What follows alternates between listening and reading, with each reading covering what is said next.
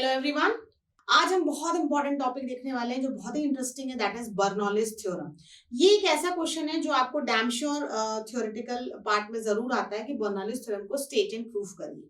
ठीक है, तो ये उसका डायग्राम है। आपने प्रिंसिपल ऑफ कंटिन्यूटी में भी देखा था ना, मैंने एक नॉन यूनिफॉर्म एरिया का क्रॉस सेक्शन का ट्यूब लिया था। ये सारे टर्म देखिए कुछ वैसे ही हैं। एक और सिंपल डायग्राम मैं आपको बना के बताऊंगी, बट आप इसमें देख सकते हैं ये जो सेक्शन है, इस सेक्शन को अगर मैं ए कहती हूँ ट्यूब का, तो सेक्शन ए ट्यूब में क्या है आपका, आपके सेक्शन ए ट्यूब में जो एरिया ले रहे हैं आप वो ए है, और बी में क्या है आपका A2 है। तो इसका एरिया मैंने A1 लिया है, इसका एरिया मैंने A2 लिया है। ठीक है, कितनी वेलोसिटी के साथ एंटर कर रहा है V1, कितनी वेलोसिटी के साथ लीव कर रहा है V2। ये जो हाइट है, ये हाइट हम जरूर देखते हैं क्योंकि इस हाइट से हमें पता चलता है कि कितने का प्रेशर आपको एक्सर्ट करा जा रहा है। ठीक है, तो ये H1 और H2 आपकी हाइट होती है। इसी का एक और डायग्राम ना कुछ हम ऐसा बना सकते हैं। ये आपने ट्यूब लिया और ये आपने नॉन यूनिफॉर्म एरिया कर दिया उसका, और ग्राउंड से आप उसकी हाइट मेंशन कर लीजिए, दैट इज इसको H2 कर दीजिए और इसको H1 कर दीजिए। इसको बोलिए आप सेक्शन ए, इसको बोलिए आप सेक्शन बी। जो यहाँ का एंटरिंग फ्लूइड होगा उसका वेलोसिटी V1, जो यहाँ की लिविंग फ्लूइड है उसकी वेलोसिटी V2, करेक्ट।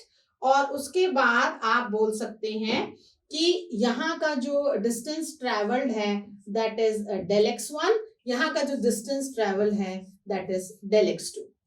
ये सारी वही चीजें हैं जो हमने प्रिंसिपल ऑफ कंटिन्यूटी में ली, कुछ भी नया नहीं कर रहे हैं हम। डेंसिटी कह सकते हैं रो, क्योंकि ये थ्योरम बर्नौलीज की आइडियल फ्लूइड में लगती है। और मैंने आपको बताया है आइडियल फ्लूइड किसको कहते हैं। Ideal fluid is having incompressible and the property of non viscous, यानी non viscous and incompressible fluid having streamline flow. Streamline का मतलब ये होता है कि सारे पार्टिकल का जो फ्लो है वो एक के बाद एक होता है। They are following the path of preceding, the preceding particle is following the path. ये एक के बाद एक जाते हैं, एक के पीछे एक चलते हैं। अगर मैं पानी सीधा बह रहा है उसमें पत्थर मार दूं तो क्या होते हैं, पार्टिकल्स इधर उधर हो जाएंगे। इसका मतलब टर्बुलेंट, किसी चीज की अगर आपका फ्लो जो है वो जिगजैग है, ऊपर नीचे है, दैट इज कॉल्ड टर्बुलेंट। तो देखिए आइडियल फ्लूइड पर बर्नौलीज थ्योरम लगती है। आइडियल फ्लूइड किसको कहते हैं, फ्लो स्ट्रीमलाइन होना चाहिए, सेकेंड नॉन विस्कस होना चाहिए यानी अपोजिंग फोर्स नहीं होनी चाहिए, तीसरा ये इनकम्प्रेसिबल है यानी density of the fluid is same, यानी ρ1 is equal to ρ2 is equal to rho. Bernoulli's theorem के पहले आप जरूर प्रिंसिपल ऑफ कंटिन्यूटी देखिए, तभी आपको इजी पड़ेगा समझना। थ्योरम क्या कहती है, थ्योरम बहुत ही सिंपल है। थ्योरम का अगर मैं स्टेटमेंट सीधा सीधा रीड करूं तो total mechanical energy for the fluid.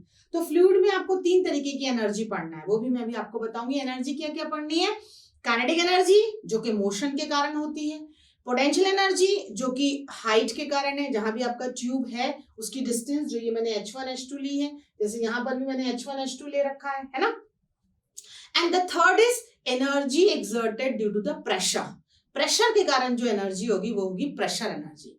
अगर मैं सिंपल टर्म में बोल दूं तो मैं कहूंगी कि टोटल एनर्जी यानी kinetic energy, potential energy and pressure energy per unit mass for the ideal fluid, the sum of the energy is constant. यानी काइनेटिक एनर्जी का सम, पोटेंशियल एनर्जी और प्रेशर एनर्जी का, तीनों का सम जो होता है पर यूनिट मास, यानी मुझे मास से डिवाइड करना है, हमेशा याद रहे। काइनेटिक एनर्जी जैसे क्या होती है, हाफ mv², पर यूनिट मास मतलब m से डिवाइड कर दूंगी, वो मैं आपको करके दिखाती हूँ। तो क्या मतलब हुआ, इनका सम जो है वो कांस्टेंट है। और ये डेफिनेशन पढ़िए आप, ये भी लिख सकते हैं कि total mechanical energy of the moving fluid comprising of, किस किस की बनती है मूविंग फ्लूइड की energy, gravitational potential energy of elevation, ये जो हाइट के कारण उसको एलिवेशन कहते हैं, तो जो ग्रेविटेशनल पोटेंशियल एनर्जी यानी mgh उसके कारण बनती है, plus energy associated with the fluid pressure, जो मैंने अभी आपको कहा प्रेशर के कारण जो एनर्जी एसोसिएट होती है, and third is kinetic energy of the fluid remains constant. इन तीनों का सम जो होता है वो कांस्टेंट होता है। ठीक है, अब अगर मैं आपको बोलूं कि एनर्जी निकालते हैं हम, है ना। तो अगर हम एनर्जी निकालते हैं तो सबसे पहले हम निकालेंगे kinetic energy for the fluid. अगर मैं कहूं काइनेटिक एनर्जी निकालिए, तो काइनेटिक एनर्जी का जो फॉर्मूला होता है वो क्या होता है, that is half mv²। Very true. तो अगर काइनेटिक एनर्जी हाफ mv², ऐसे मैं पर यूनिट मास बोलूं तो मैं किससे डिवाइड कर दूंगी, m से डिवाइड कर दूंगी, m और m कैंसिल हो जाएगा, तो मुझे मिलेगा हाफ v²। तो काइनेटिक एनर्जी कितना मिलती है पर यूनिट मास, हाफ v²। ठीक है। इस काइनेटिक एनर्जी पर यूनिट मास को जो आप कहते हैं ना, वो आपका एनर्जी हेड भी कहलाता है। ओके। दूसरा मैं बोलूंगी पोटेंशियल एनर्जी। तो पोटेंशियल एनर्जी होता है mgh। पर यूनिट मास का मतलब मैं किससे डिवाइड कर दूंगी, m से डिवाइड कर दूंगी, तो मुझे मिलेगा gh। इसे मैं पोटेंशियल हेड भी कहती हूँ। ठीक है। तो ये आपका मिला gh potential energy, half v²। आपका फर्स्ट इक्वेशन ले लीजिए, ये सेकेंड इक्वेशन ले लीजिए। अब मुझे निकालना है प्रेशर एनर्जी। तो प्रेशर एनर्जी निकालने के लिए पहले मुझे पता होना चाहिए कि कैसे निकालनी है प्रेशर एनर्जी, करेक्ट। तो वो छोटे सी जो बात हम यहाँ पढ़ेंगे ना, उसी से आप उसको डेरिवेशन में भी यूज कर सकते हैं कि what do you mean by pressure energy. तो मेरा एक कंसिडरेशन देख लीजिए आप। मैंने कहा कि एक वेसल है, उस वेसल में मेरा फ्लूइड है, फ्लूइड पे जो फोर्स एक्सर्ट होगी, ओके। तो प्रेशर क्या होता है, what is pressure, pressure is equal to force upon area, this you know, है ना। Pressure is equal to force upon area होता है, ये बात आप जानते हैं। तो अगर मैं कह रही हूं कि मेरे पास एरिया ए है, प्रेशर पी है, तो कितना फोर्स एक्सर्ट होगा, that is nothing but P. बहुत सिंपल सा कंसिडरेशन है। एक फ्लूइड है, फ्लूइड में मतलब हमने एक वेसल में फ्लूइड लिया है, फ्लूइड में प्रेशर एक्सर्टेड कितना है, P है, एरिया कितना है, A।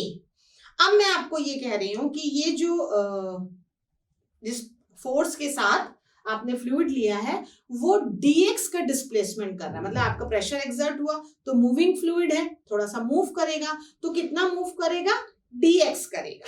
अगर वो dx मूव करता है फ्लूइड, तो डिस्टेंस इनटू फोर्स, ओके, यानी force into distance is what, is nothing but work done.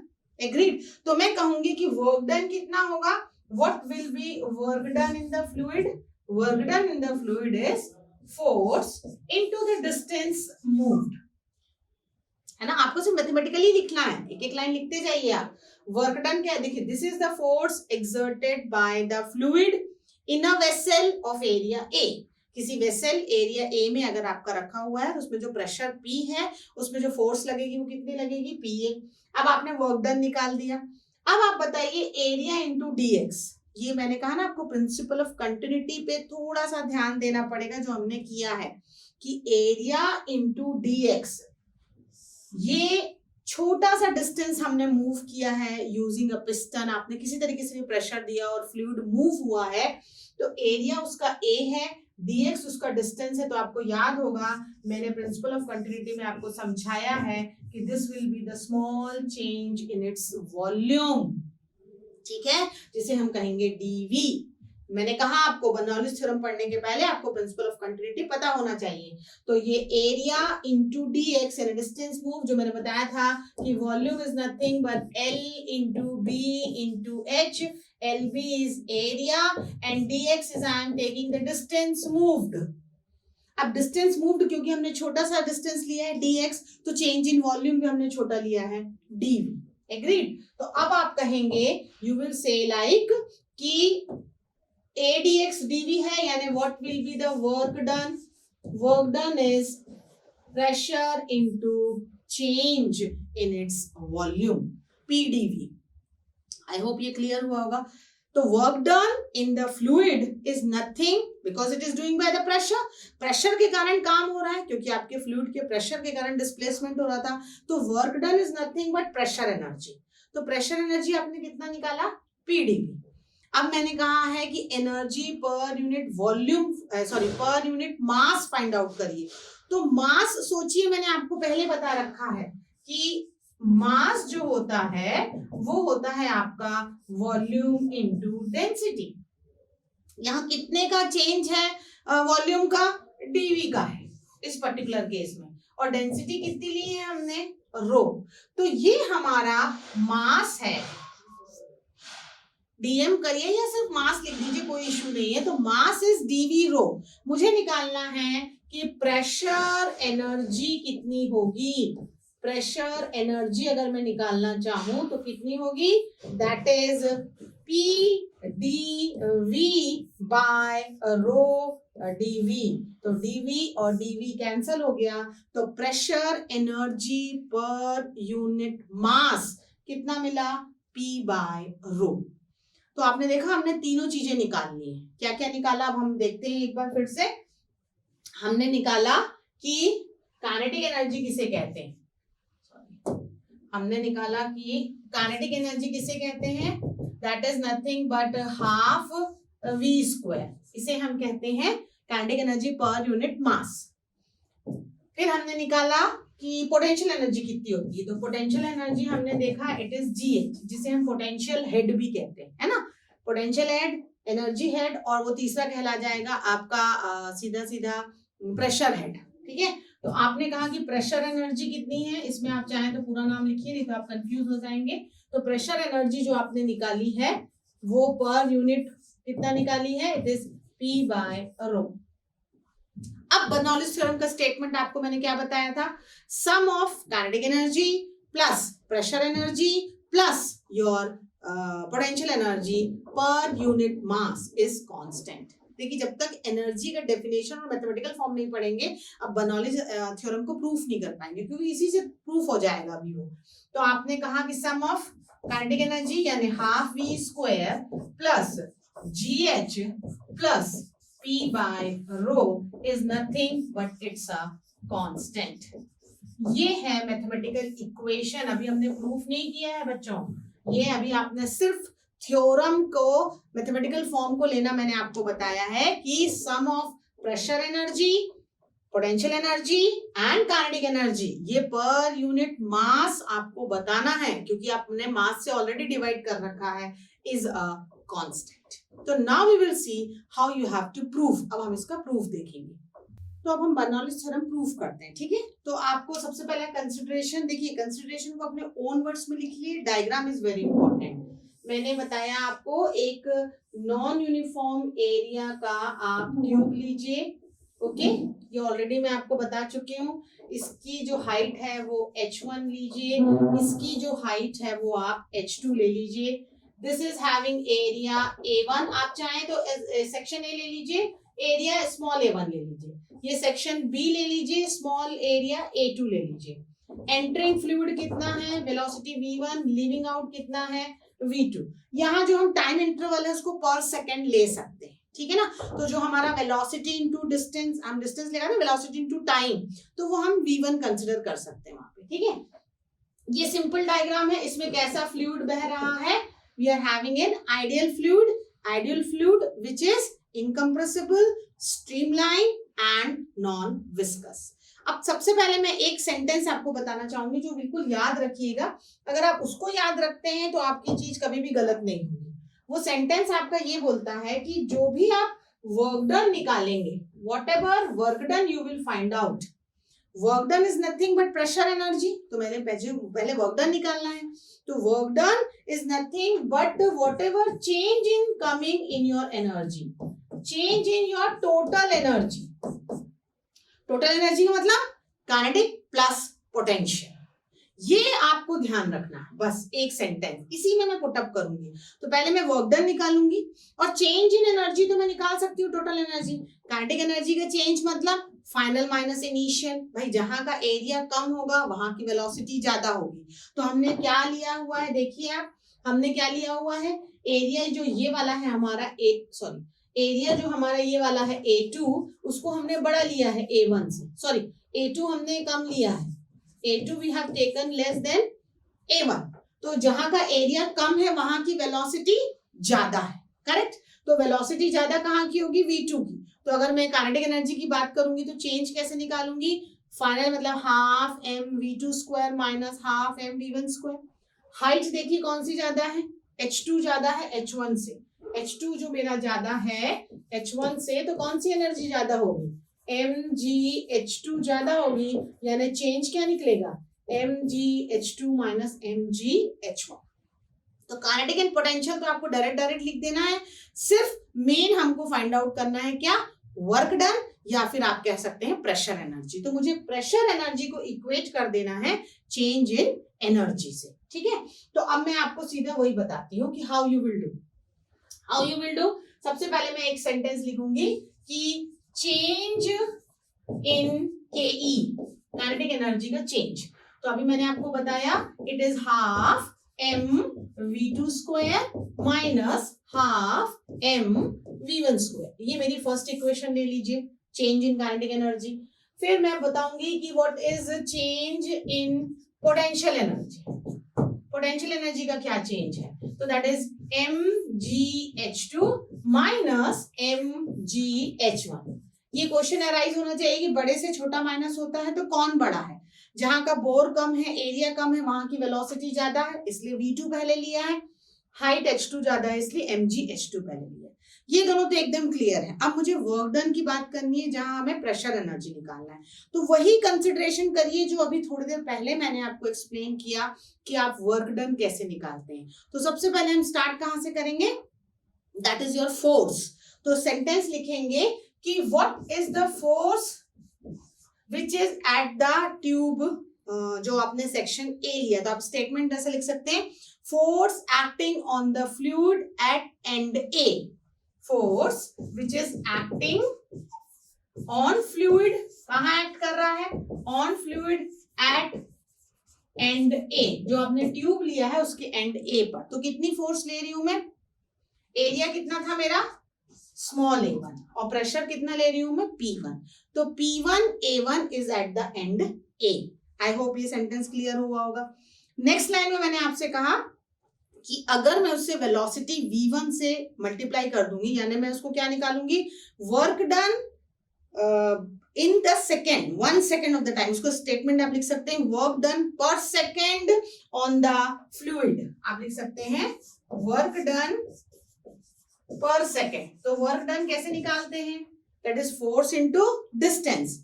Distance को मैं क्या कह रही हूं कि फोर्स की जगह तो आप P1 A1 लिख सकते हैं, डिस्टेंस की जगह आपको लिखना पड़ता है वेलोसिटी इनटू टाइम। डिस्टेंस की जगह क्या लिखते हैं, वेलोसिटी इनटू टाइम। टाइम को मैं कितना ले रही हूँ, पर सेकेंड, यानी 1 सेकेंड ले रही हूँ। तो सिर्फ आपको लिखना पड़ेगा वेलोसिटी v1, यानी P1 A1 v1। ये क्या हुआ, this is the work done on the fluid at the end A. तो similarly work done by the fluid at the end B. Similarly का मतलब ही हो जाता है कि वैसे ही, जो मैंने अभी आपको पहले भी बताया है। तो कितना हो जाएगा, work done at end of the tube B, वो कितना हो जाएगा, that is P2 A2 V2। ठीक है, P1 A1 V1 is the work done at the end A. P2 A2 V2 is the work done at the end B.